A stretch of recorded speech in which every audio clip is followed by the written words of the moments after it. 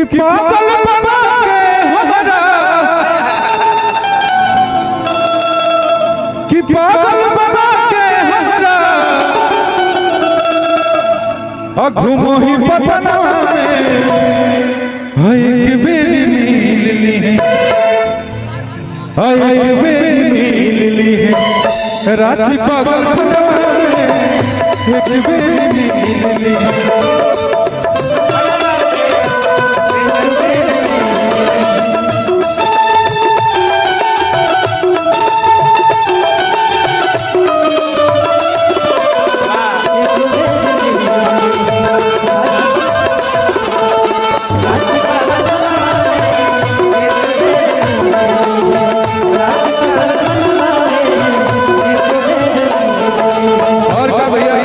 दिल का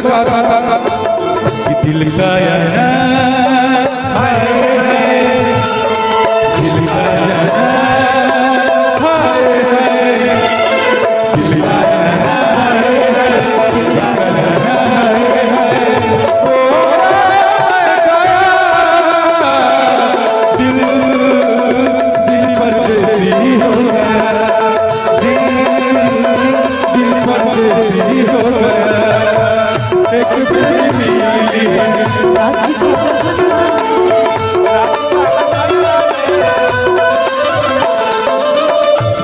जब किसी को प्यार होता है क्या मैं पूछूं तुमसे लड़का कहता है कि तोरा खातिर हम गाना कहनी पूरा प्यार मोहब्बत घर परिवार दोस्त यार सबको छोड़ दिए लेकिन तुम तो बेवफा निकली रही कैसे कहता भैया कैसे कहता रे घर परिवार से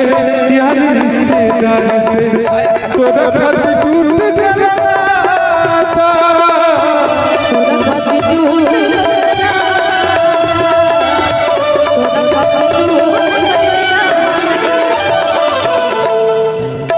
लेकिन लड़का फिर भी मोहब्बत नहीं करता है सच्चा प्यार जो भी हार जाए जो भी हार जाए देही खुश रखो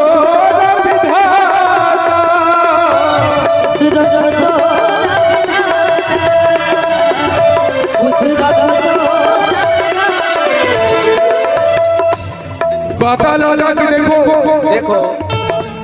तुम जा रही हो लेकिन याद तो हम नहीं आएंगे भले अपने प्रियवा के पास जा रही हो लेकिन याद तो हम नहीं आएंगे कैसे कहते कि याद तो हम याद तो हम रतिया सपना